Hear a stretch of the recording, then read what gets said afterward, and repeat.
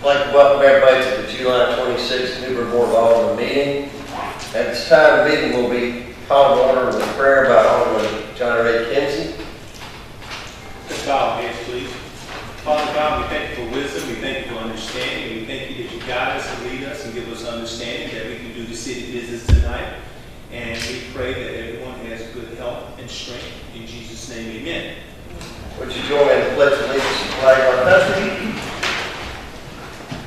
I pledge Allegiance to the flag of the United States of America and to the republic for which it stands, one nation, under God, indivisible, with liberty and justice for all. And clerk, would you call the roll? Alderman Blackiston. Here. Alderman Taylor. Here. Alderman Mitchell. Here. Mayor Outlaw. Here. Alderman Kinsey. Here. Alderman White. Here. Alderman Odom. Here. Hey, everybody's here. First item of business is the consent agenda itself. Does anybody, Alderman Kinsey, did you have something you wanted to, you want to do on a new business or? The person's not here. Okay. Under the consent agenda, are there any items 3 through 9 that anybody would like to pull or to discuss? Yes? Mayor, I would like to make one comment about a correction. The description in number 8 says that the demand, water and sewer demand will be 120,160 gallons per day. That actually should be 20,160 gallons per day. Just to be clear, the agreement specifies that 20,160 correctly. There was just a typo error in the description when it was written up. So, And is that, for the 72 units, that is an individual gallons for water and sewer? It's not a total of water and sewer? yes, that's a water and sewer is each. Correct. Based Okay. on bedrooms. Now, and are you good with that? Okay. Just wanted to note Do that. you want to, Mr. Davis, how do you want to handle that? Is that okay Perfectly fine. still okay with consent laws? It's unanimous? Yes, sir, it is. The agreement itself is correct. It's just the description is a type of description. So.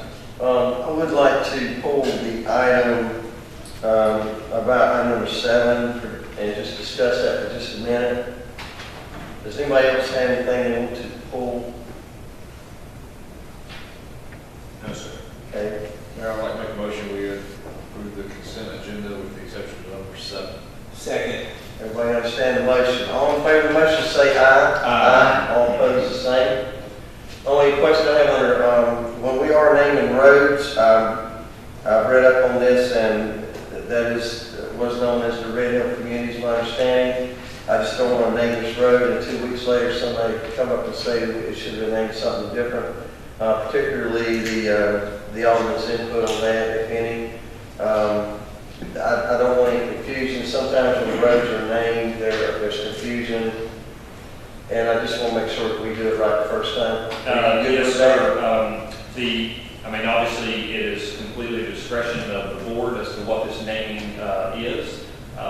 Staff does try to look into what a specific street, if it has some kind of area name or whatever. Obviously, this is a street that was an unnamed street. It's right off of Bosch Boulevard. I mean, there was a couple of different options that were thrown out.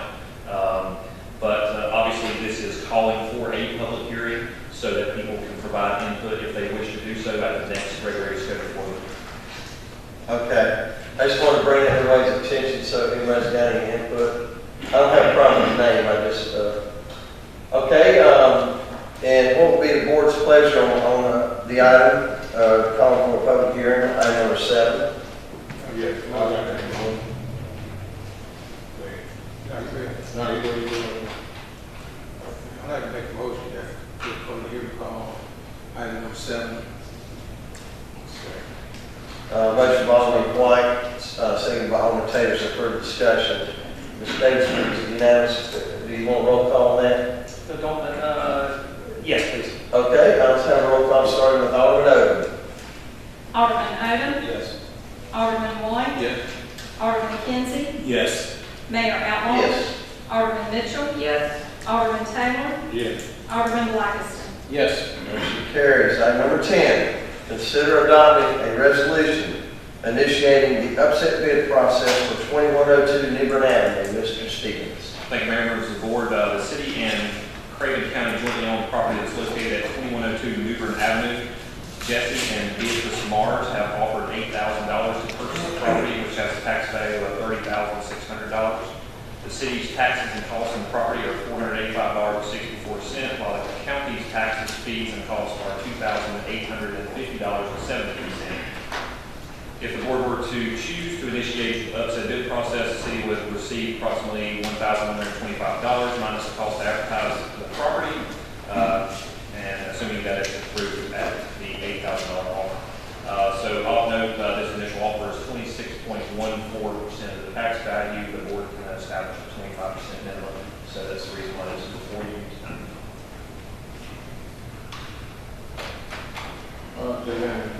No question, I'm not making a motion right here. Adopt the resolution initiating the upset bid process of 2102 New Bern Avenue. Second. Motion by Alderman Taylor, seconded by Alderman Blackiston. Is there further discussion? Seeing none, let's have a roll call starting with Alderman Blackiston. Alderman Blackiston, Yes. Alderman Taylor, Yes. Alderman Mitchell, Yes. Mayor Outlaw, Yes. Alderman Kinsey, Yes. Alderman White, Yes. Alderman Odom. Yes. Motion carries. Item number 11, consider adopting a resolution approving an electric service agreement with Harris Teeter LLC. Mr. Stevens. Thank you, Mayor, members of the board. Each year, the Board of Aldermen approve the electric rates that are established by the electric department for rates in the city. The city, doing so, also develops an economic development rate within all of those rates for electric service in an attempt to attract and promote growth of new and existing customers. The rates are designed to assist the customer with overcoming some of the initial capital costs of building or expanding a facility. They are temporary in nature and reduce operating expense over a specified period of time. Harris Teeter has requested the Economic Development Rate 5 for its new location in Carolina Colors. The memo has been provided by Mr. Wren, Director of Utilities, for convenience, and we're happy to answer any questions you may have. Obviously, this economic development rate is utilized in several instances across the city. There is no established maximum allotment of these, so we can basically extend this offer for those who meet the criteria and wish to have this economic development rate. They have to request it, and then it comes before the board for approval. But that rate has been established each year that we adopt the rates. Yes, sir. Probably a question for John. John, how would this economic development rate compare with what they would get if it was a situation on a piece of property where they had a choice between the city and Blue Progress? This rate is actually very specifically designed to cater to medium general service customers, those 350 kW demand and above. And it is specifically designed to compete with Progress Energy's medium general service rate. The differential here is that our rates require a coincident peaking element, which means that the customer, in order to really take advantage of the economic development rate, would need to put in some sort of system, either a generator or an energy management system, to cut their coincident peak demand to get that energy cost to be in keeping with what Duke would have. So what we'll typically see is a business that is like a Lowe's or a Walmart Supercenter or a grocery store that has the demand level of above 350 kW, and they are going to purchase a generator anyway to back up their facility. They use it for peak shaving, and they're able to take advantage fully of this rate, and it is competitive with Duke Energy Progress's rate for the same size customer. Thank you. Other questions? It won't be the board's pleasure on this item. Mayor, I'd like to make a motion to adopt the resolution approving the electric service agreement with Harris Teeter LLC. Second. Motion by Alderman Odom, seconded by Alderman Mitchell. Is there further discussion? Seeing none, let's have a roll call starting with Alderman Odom. Alderman Odom, Yes. Alderman White, Yes. Alderman Kinsey, Yes. Mayor Outlaw, Yes. Alderman Mitchell, Yes. Alderman Taylor, Yes. Alderman Blackiston. Yes. Motion carries. Item number 12, consider adopting A budget ordinance amendment for the fiscal year 2016-17 General Capital Projects Fund. Mr. Stevens. Thank you, Mayor, members of the board.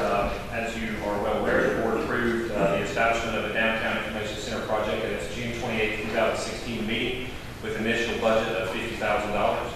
Additional funds were requested to complete the construction. Bids for this project have been obtained, and the lowest bid was received from D&D Developments, LLC, for $85,623.61. The proposed budget amendment will transfer $69,000 from the general fund to the project fund. With this transfer, the total budget for the project will be $119,000. Just a quick note, the original budget that was established of $50,000 came from the allocation of the public funds or the use for public funds for the sale of the Dunn building. As part of that, using the state statute to sell the building in the way we did, we have to have some kind of public entity on there. So what we did is we established a $50,000 budget initially. There was in no way, ever, shape, or form that we were ever going to build a facility there for $50,000 because obviously we had some side improvements, we had some other things we needed to do, architectural fees, survey fees to record the survey. So obviously we established that fund so we could start charging some of those expenses to it. Obviously, as you can see, when the bids were obtained, we're looking at $85,623.61 for the construction costs. So myself, Mr. Sabatelli are here to answer any questions you may have. Mr. Stevens, what you're asking for obviously is above the $85,000. What does that entail, the additional expense? It's actually, what we have here is I have Jeffrey here and some questions will be coming up about this. What we want to do is show you some quick things about what the information center is going to be. It provides you some details as far as the floor plans, some models as far as what the building is going to look like, the usage, so forth and so on. So I'll turn it over to Jeff and let him do this quick presentation. Thank you, Mr. Stevens. Good evening, Mr. Mayor, members of the board. Jeffrey Jerry with Development Services. I have a few slides of the architectural work that was done by the architect that we hired to put the project through the Historic Preservation Commission approval process. This project has been approved by the Historic Preservation Commission, as I'll propose it to you tonight. This is just an overhead view of the overall project. Pollock is to the north, or to the top of the page. You can see the structure is about a 600 square foot structure in total. To the rear, you'll find 2 handicap parking spaces and 4 public parking spaces also. That was part of the transfer when we did the Dunn building deals. We got this section of property out of that original transfer. There's been a lot of site work done already, as you may notice. The city will go in and repave some of the parking lot. We'll tie in the existing sidewalk. And we'll tie that into our property when we're completed with it. A little more close-up of the structure. You can see it's just a large open common space adjacent to two bathrooms, male and female or what have you. It is handicap accessible. The handicap accessibility will be to the rear of the structure. This is the renderings that were approved by the HPC. So this is the structure that we are anticipating to build at that site on the Dunn building parcel. If you have any detailed questions, I'd be more than happy to answer them for you. Real quickly to your question, Alderman Watson, as far as the expenses to date incurred, Go Architectural Design, who did the architectural design for the HPC approvals, those were some of the fees. Bob Childs Engineering for field survey and staking work that was necessary for us to do the survey.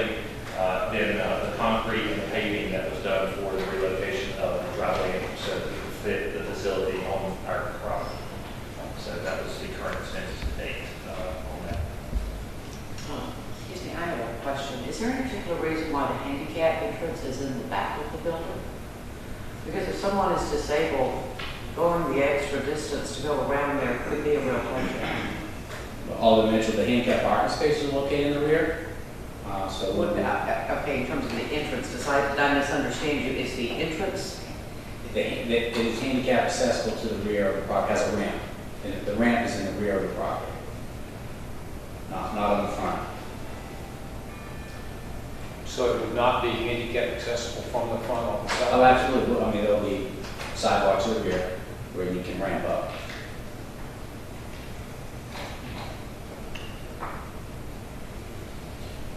Okay. Included in this design, on the interior, we have a drinking fountain, chilled water. Yes. There will be a water fountain, and then they actually make water fountains now that have a bottle filling unit that you can attach to that as well, so that we try to accommodate those who may be walking, running, so forth and so on, that need to refill their bottles downtown to facilitate people being active and needing to get water bottles. And also understand that there will be 2 baby changing stations in this facility as well, correct? That's correct. Those are incorporated into the restroom facility. Do we know if those type facilities exist anywhere else downtown? Baby changing stations, specific for public use. We may have one at Union Park, but other than that, I'm not aware of any public use type.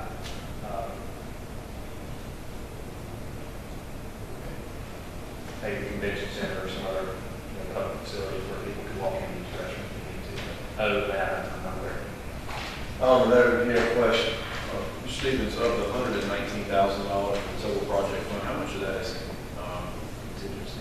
I think we had a 15% contingency go in. I think it was $102,000 was what the actual to-date construction, plus or minus, to-date construction costs plus the bid costs was right around 102. There was 15% contingency, so that brought it to about whatever you told it here, 120, 119.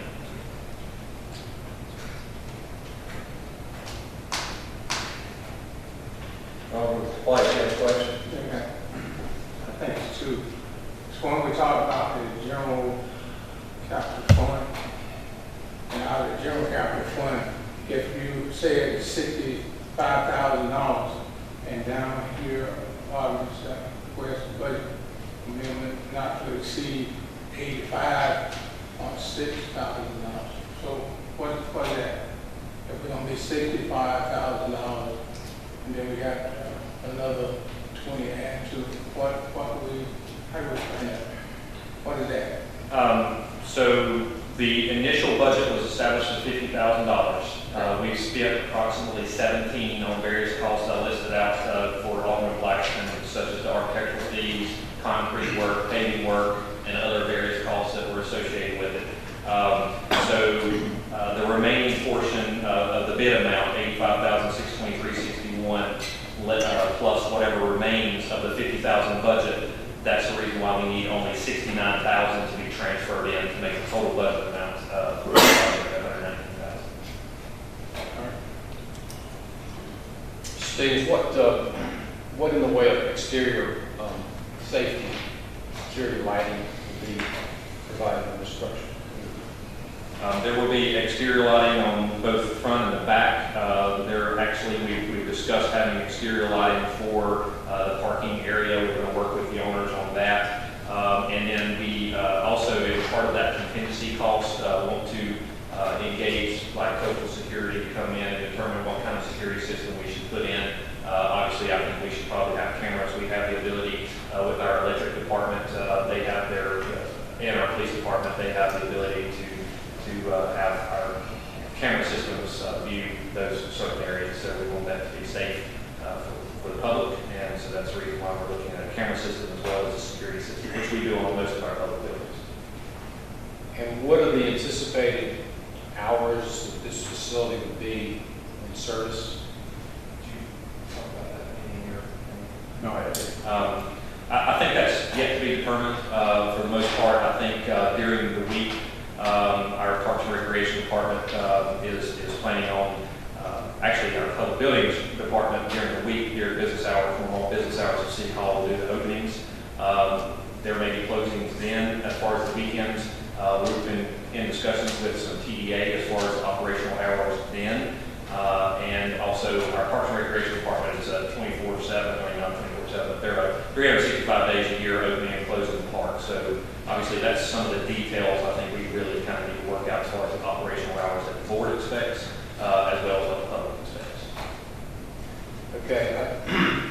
understand that we had a original budget of 50,000, we're now asking for an increase here for this project funding of 69,000. Is that correct?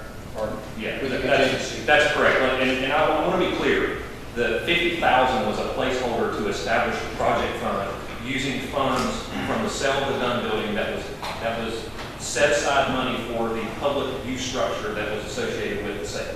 Okay, so that was part of that deal. So that's the reason why we just picked 50,000, because that was what was established in the agreement when we sold the building. It has nothing to do with what the total cost of that project was ever going to be. Okay. And as what you have presented here tonight, there are some capabilities, and I have never felt that the primary use of the structure was for a welcome center or information, but that will be provided as an additional capability. But the restrooms itself, the fact that we have baby changing stations, which is not something that's offered to the general public anywhere else other than Union Point Park. Okay. And we have also water, drinking water there available. So those are some additive things. One of the concerns I have, concerns that I hear from folks in this neighborhood, and we've obviously got new neighbors coming in. As a part of this amenity and the sale of the Dunn building is public safety and security. And I want to say publicly that we will tolerate no malingering, we will tolerate no use that is improper for this particular location. It is there as a unique capability to support downtown businesses and business activities. And we will simply not tolerate any illicit activity that's not in keeping with its purpose or is going to be a problem for the neighbors. End of discussion. Thank you. End of discussion. I've got a question. Go ahead. Actually, I have a couple. Automatic door locks. I know that Tripwood's restrooms at their parks have automatic door locks. Is that something we could look into to keep from having staff to come on weekends, especially, and lock the doors? So, automatic door locks based on timers? Yeah. That's definitely a possibility. Okay. The amenities, the budget is being requested for, I'm assuming it's for the structure itself. So we're going to have restrooms ready to go. So this welcome center area, this common area, what's going to be in there and how much is that going to cost? Any ideas? It's one of the items that I know we've started some initial discussions with TDA about an opportunity for the public to come in and get more information about New Bern as kind of a destination point.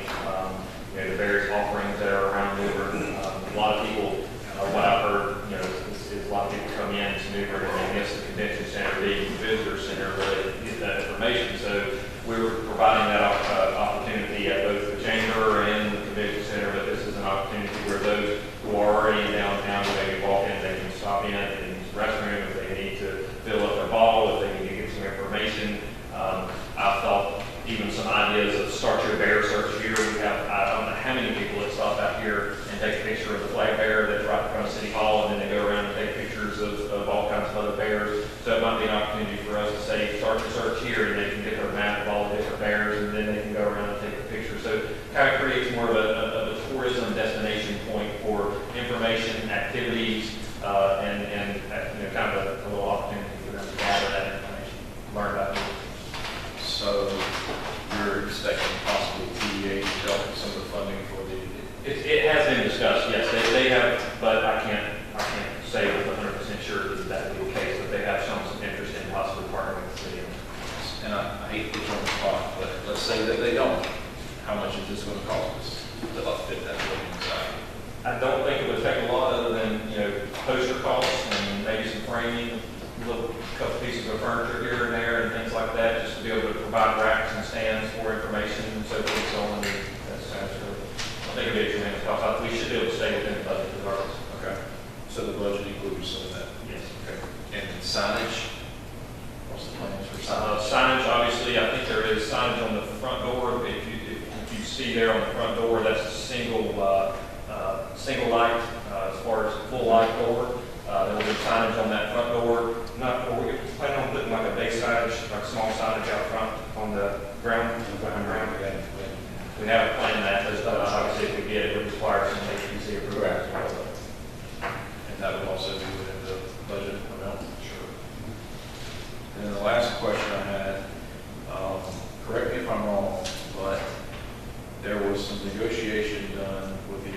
after the deal was closed on the size and the shape of this parcel.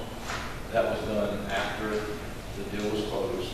And my question is, did any of those changes with the size and the shape of that parcel cause us to have to move the driveway, which increased the cost of this project?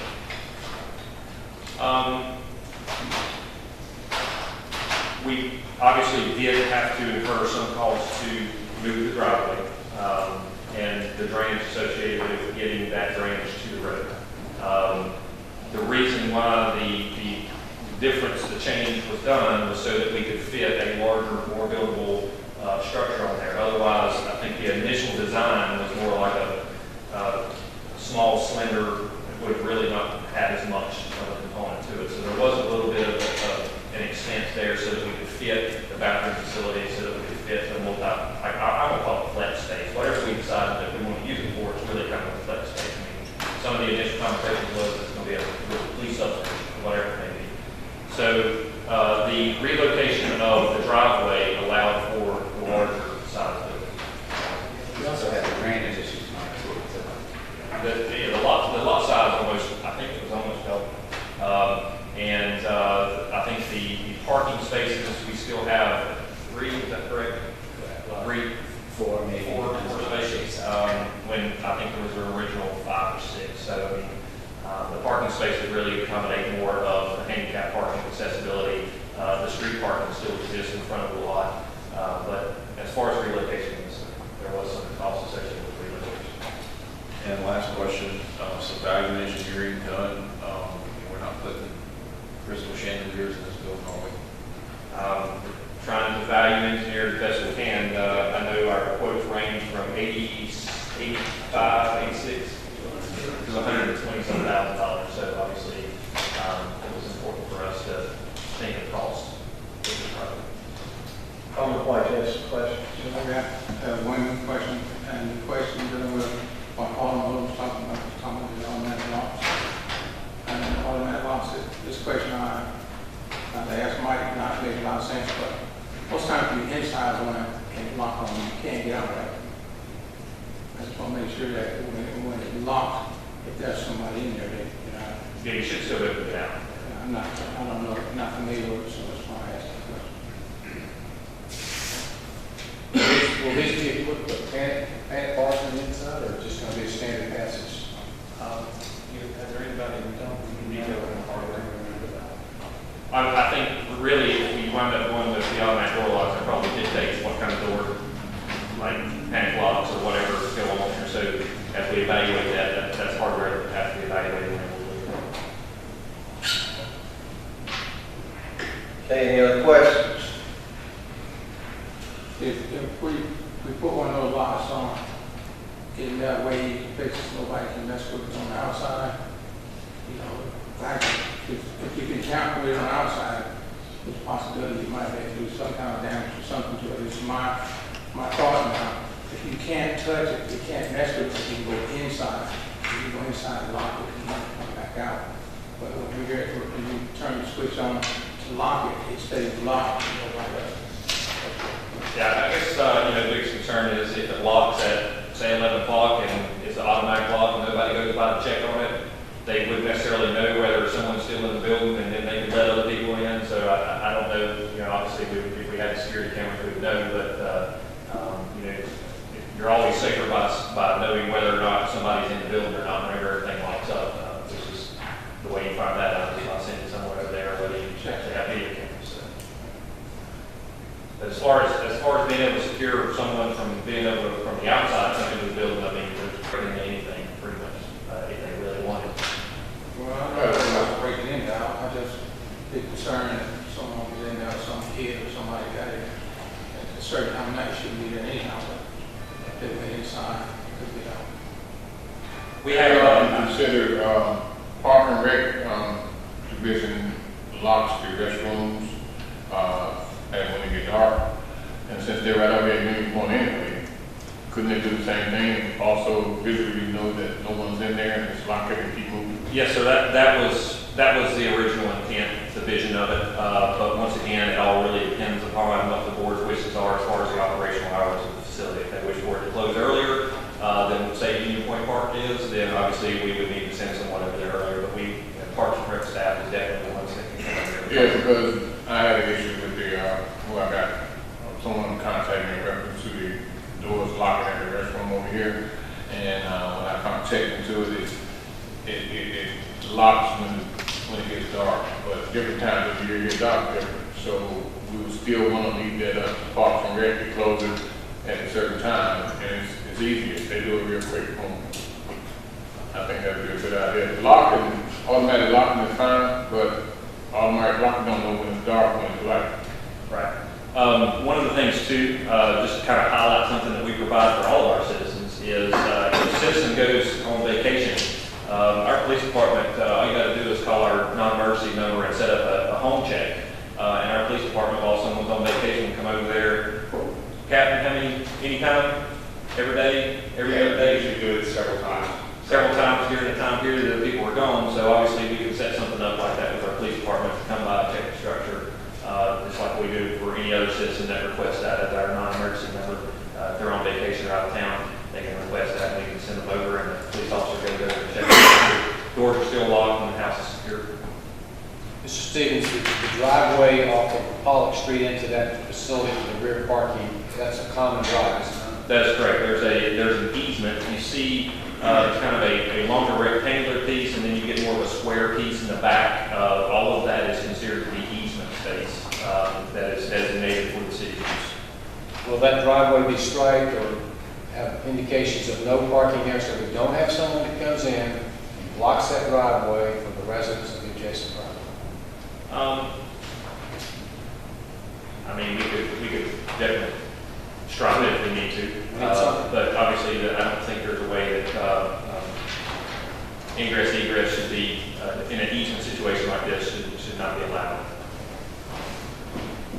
Proper ingress egress. Enforcement. Any other questions? Seeing none, what's the pleasure of the board on item number 12? Mayor, all members of the board, I'd like to make a motion that we adopt the budget ordinance amendment for the 2016-2017 General Capital Fund Projects Fund. Second. Motion by Alderman Blacksman, second by Alderman Taylor. Is there further discussion? Seeing none, seven roll call, starting with Alderman Blackston. Alderman Blackiston, Yes. Alderman Taylor, Yes. Alderman Mitchell, Yes. Mayor Outlaw, Yes. Alderman Kinsey, Yes. Alderman White, Yes. Alderman Odom. Yes. Motion carries. Item number 13, consider adopting a budget ordinance amendment for fiscal year 2016-17 general fund. Mr. Stevens. Thank you, Mayor, members of the board. This budget amendment is associated with the previous item. The budget ordinance amendment increases the appropriations to interfund transfers by $69,000 to cover the cost of the Downtown Information Center project. It will be funded through an increase in the fund balance appropriated. So Mr. Sabatelli has provided a memo, and we're here to answer any questions you may have. Board, any questions?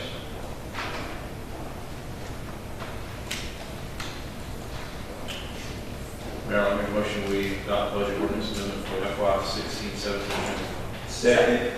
Motion by Alderman Odom, second by Alderman Kinsey. Is there further discussion? Seeing none, let's have a roll call, starting with Alderman Odom. Alderman Odom, Yes. Alderman White, Yes. Alderman Kinsey, Yes. Mayor Outlaw, Yes. Alderman Mitchell, Yes. Alderman Taylor, Yes. Alderman Blackiston. Yes. Motion carries. Let's go to appointments, number 14, Mr. Odom. None tonight, sir. Alderman White. Alderman Kinsey. No, sir. I have none. Alderman Mitchell. No. Alderman Taylor. No, sir. And Alderman Blackson. No, sir. Let's go to the attorney's report. Nothing to report, Madam Mayor. City manager's report. Three quick things. Tomorrow night at 7 p.m. at the Flame will be the fire department strategic plan open house, I guess, for the, I guess is what you can call it, for the public to come in to provide input for the strategic plan for our fire department. Additionally, at the fire department main station, Friday, the 29th of July, will be a blood drive from 10 a.m. to 2 p.m. The Red Cross is in dire need of blood, so anybody who wishes to donate blood can come out to our fire station recommendation to do so. Finally, there is, I know, a lot of questions that have occurred in the past regarding demolition of homes or dwellings that are unfit within the city. Staff has provided each of you a booklet that looks like this at your desk. What this booklet does is, from Mr. Ruggieri, is details the properties which are ready for demolition ordinances. We also detail the 10 worst properties that we have in the city. I know that Mayor Outlaw, Alderman Blackson, both of y'all have indicated the need of several properties that are in very bad shape that need to be torn down. They're tied up in air situations that we're trying to get remedied through the county because the county had initiated that process. But what this does is it details, like the memo here talks about the following 7 properties have approved demolition ordinances that we have in place right now that all we have to do is press go and we can tear those down. 1, 2, 3, 4, 5. The 5 with the star indicate ones that are in the top 10 worst offender list. We kind of got a little bit of direction from the board for us to stop bringing these to you until we get some of these really bad ones down. But we want to indicate to all of y'all that this list continues to grow. There is still a need, as you see in your first tab, that there are multiple properties that are ready for demolition ordinances that we're sitting waiting for board direction as to how you wish to handle those. So I guess in a sense what staff is doing is wanting to inform you of this. Secondly, if the board wishes to provide any direction as to go marching orders, go do what you need to do, then that's what we're looking for. Otherwise, we're kind of at a standstill waiting on demolition of properties until we get some of these ones that you want to get down first, which I think was like Live Street, the one on Live Street, a couple of ones. And what are you looking for from the board? Well, the easiest thing I would say is we have there at the very first part of the paragraph, the following 7 properties have approved demolition ordinances in place. You can say, hey, city manager, director, staff, go tear down all 7 of those. The ones that are in the stars, if you agree to them, like I said, this is an information packet. If you agree the ones in the stars are in the top 10 and you'd like to see those down, we will do that. If you'd like to form an ad hoc group as a board to review these and that ad hoc group provide a recommendation to the board, I'm really looking for direction with what the board wants to do because these properties continue to pile up and we hear from the board that, hey, there's dilapidated properties in our city and we want to get it cleaned up, all the lots, and it's difficult and we're kind of in a tough place as a conundrum with where we are. Yeah, Mr. Stevens, I agree. There are some blighted properties. They are continuing to build up. I don't think that there is anything to be gained by waiting to demolish properties that need to come down when we've got demo orders already in place. Furthermore, if you've got dilapidated properties, those are potential safety issues for any citizen of this community, for which the city would potentially be liable for.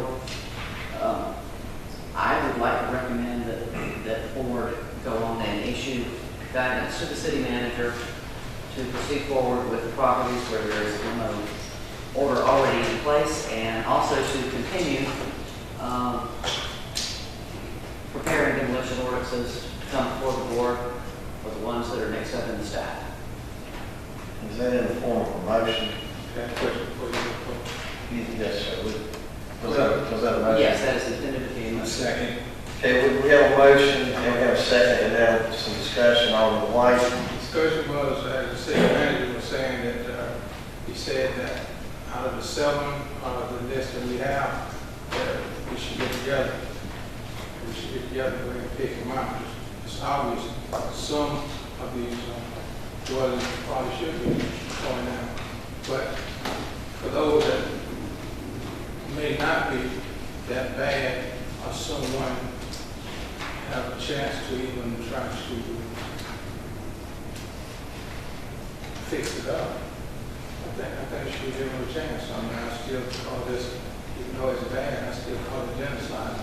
Pretty great guys coming in there. Who cares? Nobody really cares. Not everybody. So why, why not give someone a chance to afford to buy the houses? Some people are buying them anyhow. and they fix them up and rent them out, but if you buy the house, you buy any of these houses, and you're gonna rent them out, it should be a code that we should recommend that they follow. The code is that you fix that house up so it's a quality house where people can live in. If you put heating and air conditioning in that system. If you want to fix the house and you want to rent it out, then you're willing to do that. Some of y'all, certain people don't have paid to base when I see it, and I feel better, and everybody will think I talk about them. But it doesn't mean anything to people who don't live in the area, who have come from the area. Somebody that dropped in, but it means a lot to some people who remember how it was, and maybe somebody can fix some of them back up, and get a chance to do that, and it's all well and good. Other than that, Alderman, I'll take that for staff. Most of these properties have done this list for 10, 15 years. The last thing the city wants to do as a policy is tear down a property where owners want to fix it up. I've been dealing with these properties for about 25 years now, and if there's a fault with our policy, it's that we are overly generous. But I think it's appropriate because the theory is to tear a property down is a lose-lose. It's expensive for the city, we lose value, and the owners may lose some kind of asset. So if we have any person at all to deal with, any responsible person, staff will work with them for years and years and years. If they will just go hammer and nail in a board once a month, we will work with them and try to get those homes improved because that's the win-win. We improve the tax base, we create low-income housing, and we don't incur the cost of demolition. So when these come to you, I can assure you, it is only after years and years and years of begging and pleading to try to assist folks who want to improve their properties. and some of these among the top 7 that you have, I agree on that, okay?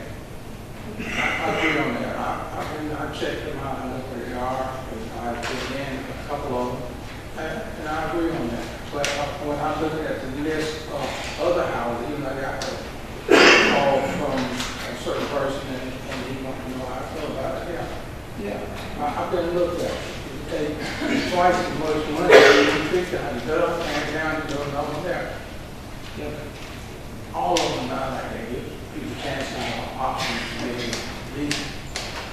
If that person wants to buy the house and he wants to take a chance and put his money in the house, let him know he has some obligation. The obligation is fix it up so he can get credit in the house for somebody to live in, insulate the house. That's one thing that we tried to do. I thought we could do that or not. The other, make sure there's a heating and a cooling system in the house.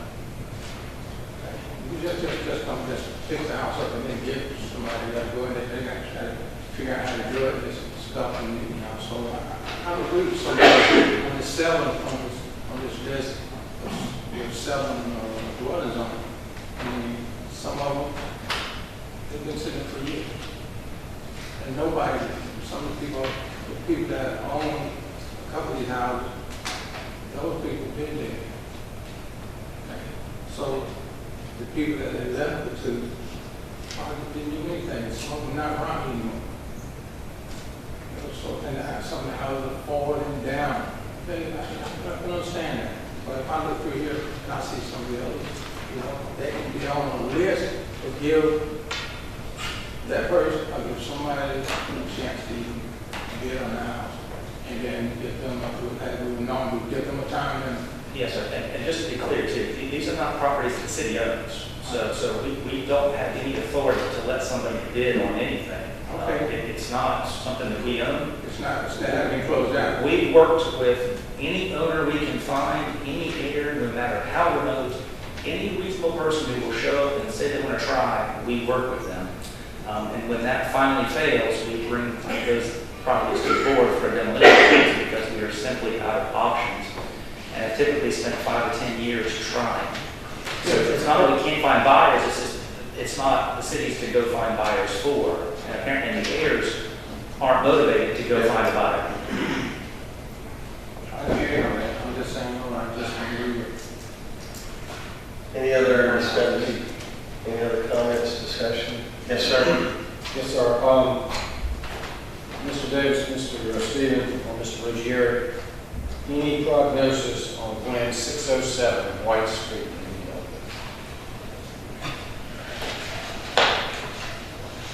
I'm pretty sure 607 White Street is, yes. Yeah, it's number one. It's number one in your number 1 through 10 worst offender list. Oh, I know that. As Mr. Ruggiero said, it just went over for the title search. The county has initiated that process. We contacted the county to try to get some of the ball rolling on some of these properties. So what you're telling me is the county is just getting the ball rolling on 607 White Street. Is that true? The county had a very large amount, I'm not correct on this, correct me if I'm wrong, a very large amount of properties that they handed over to an attorney to take care of as far as demolition orders or These are tax foreclosures. tax foreclosures. Sorry. And so through the tax foreclosure process, then at that point it would be city, county owned jointly if there's a tax foreclosure, obviously if the city has a stake in it.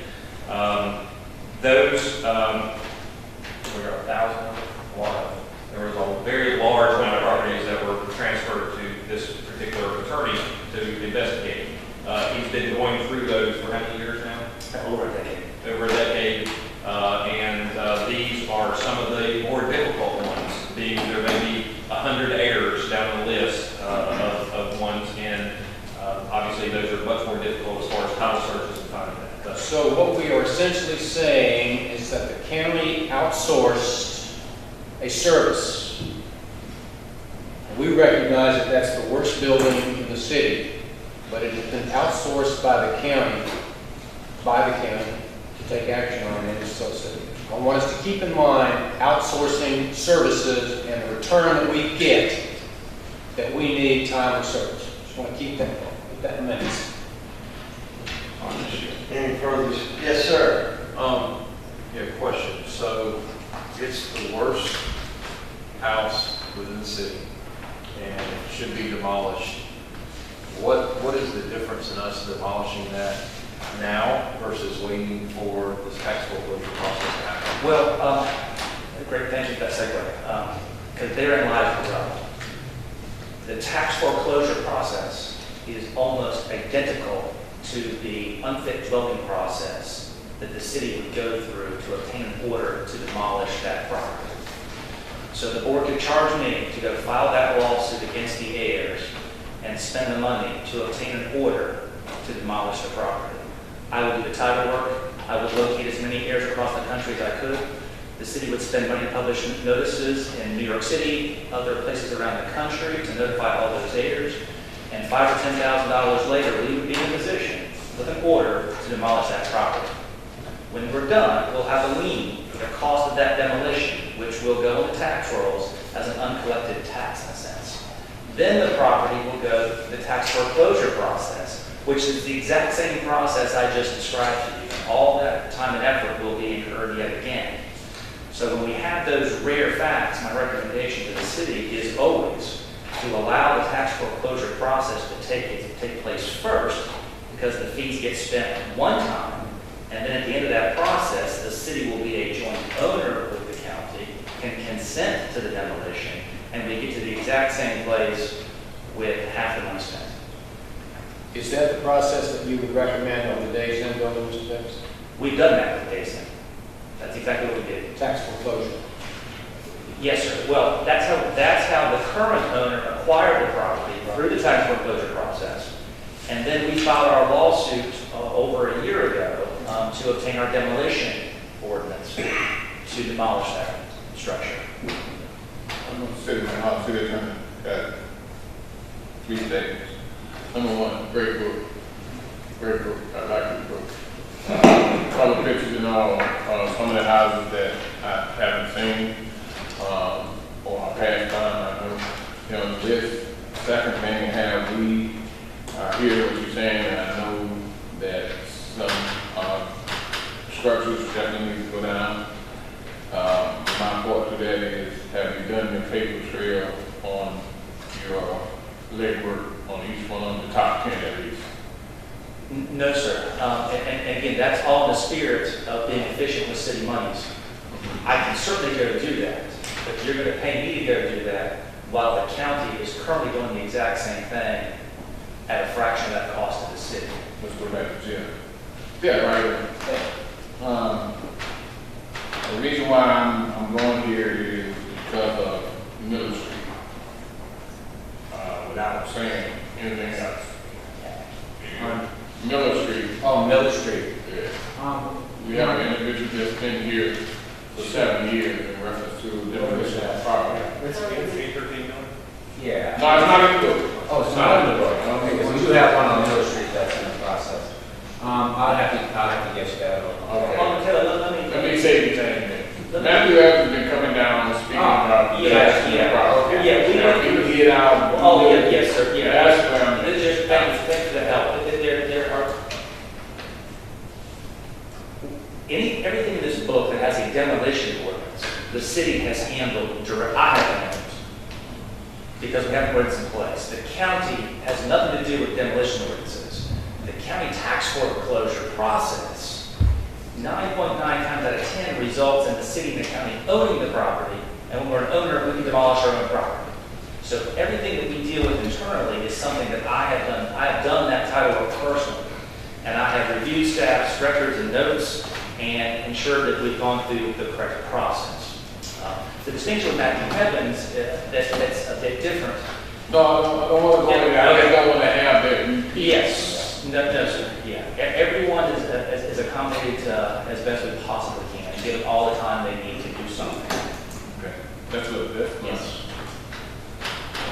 And that's like the initial, that's 7, you see on the first page, that's 7, we have gone completely through the process.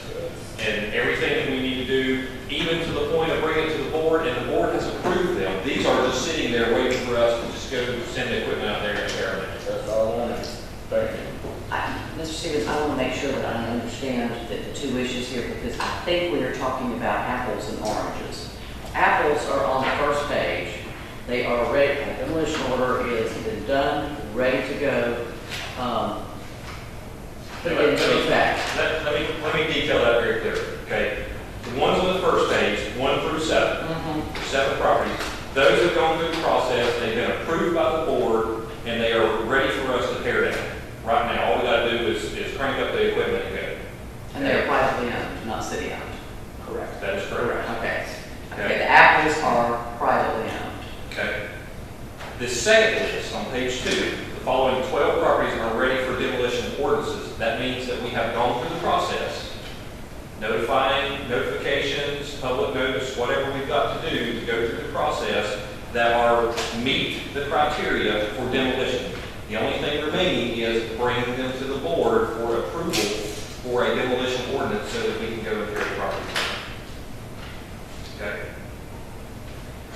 And then finally, the third list is the direction we kind of got from the city, from the board, to put together a list of what the 10 worst properties that staff feel are existing within our city limits. So what we have identified there is those 10 worst properties, where they are, whether they're county in the legal, county legal portion, where their approved ordinance has already been done.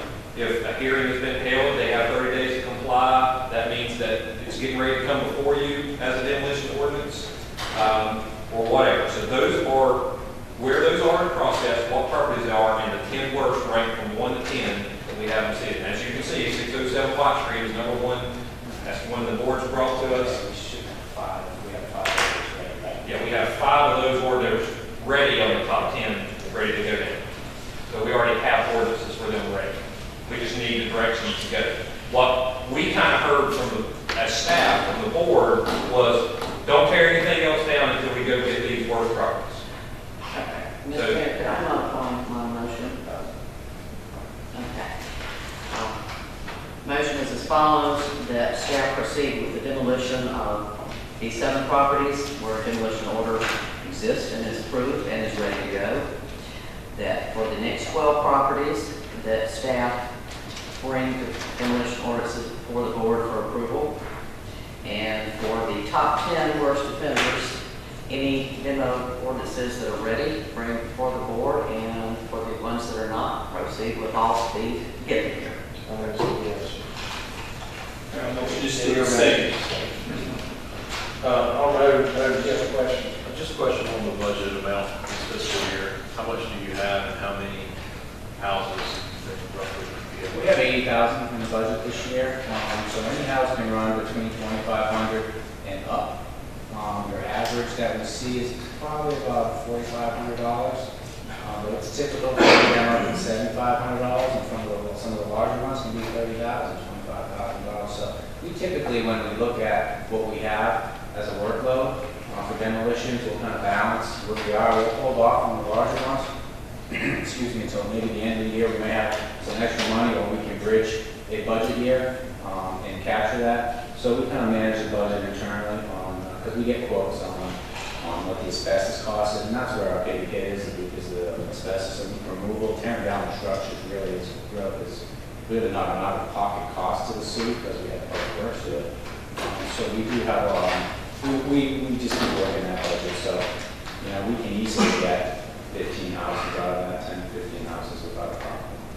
I think it would probably be very prudent if the motion passes with the board's approval, and if we go through these 7, once we go through these 7 and spend that money, that we update this memo, bring it back to you as we're bringing some of these other ordinances in, let you know where we are in our budget, and then if the board wishes to amend the budget and provide more funds to do so, then we can then obviously do that.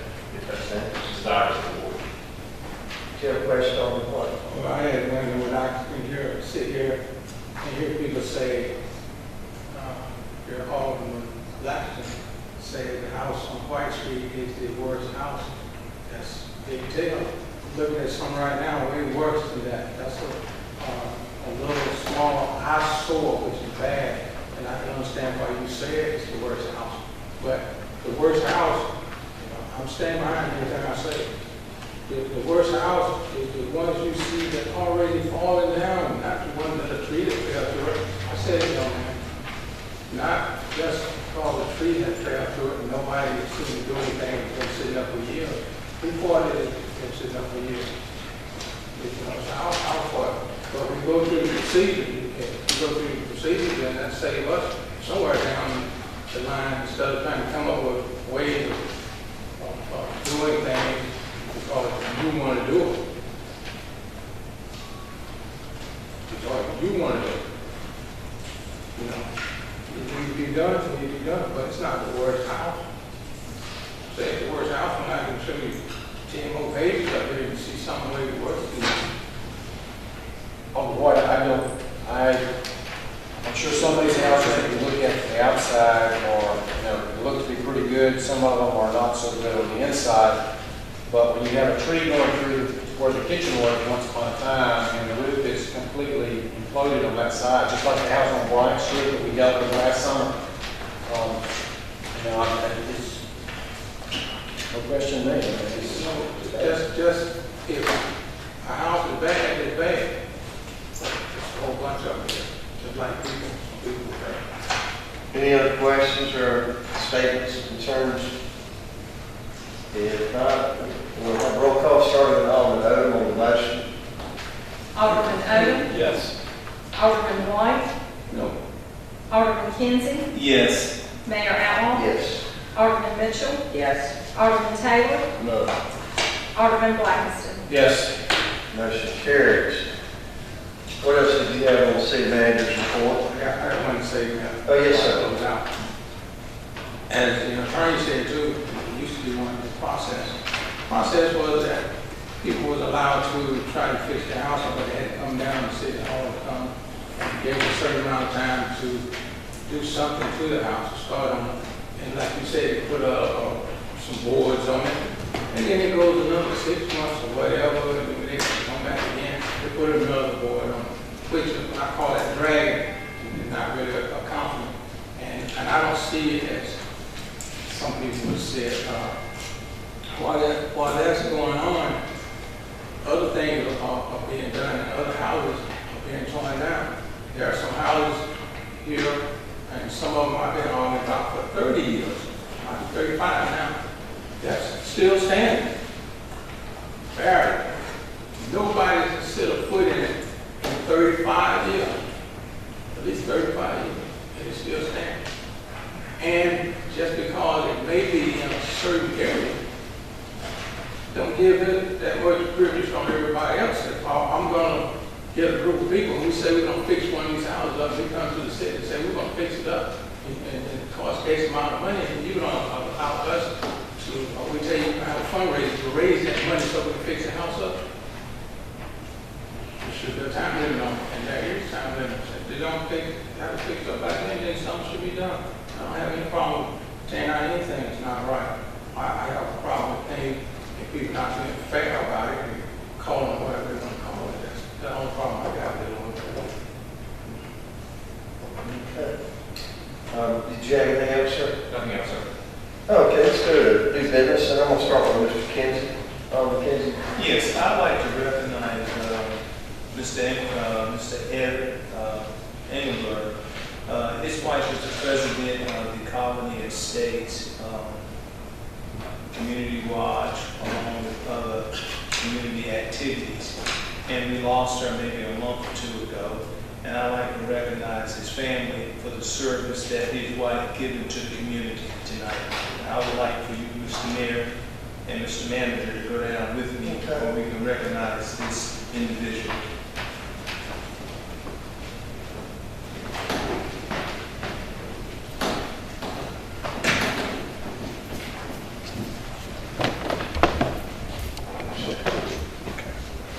Could you come up, please, sir?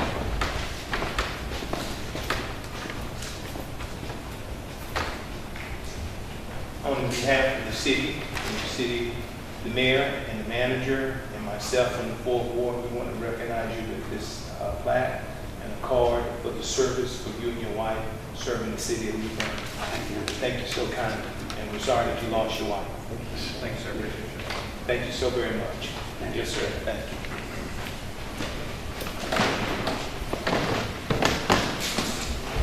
Do you have any other new business? No, sir, I do not. Thank you, sir. Alderman White, did you have any new business? None at all. Okay. Alderman Odom? No, sir. Alderman Mitchell? Yes, please, Mr. Mayor. The head of the Carolina Colors National Night Out Committee has requested that the city provide $100 of funding to assist with the National Night Out celebrations. So I respectfully ask that the board approve that expenditure. I second that motion. Have a motion by Alderman Mitchell, second by Alderman Kinsey. Is there further discussion? Discussion. Sir? I have a discussion. Yes, sir, go ahead. Discussion is that I understand what the Alderman is asking for, but do we do that with the other wards? Do we do it with the 5th ward? The 2nd ward getting it in the funds?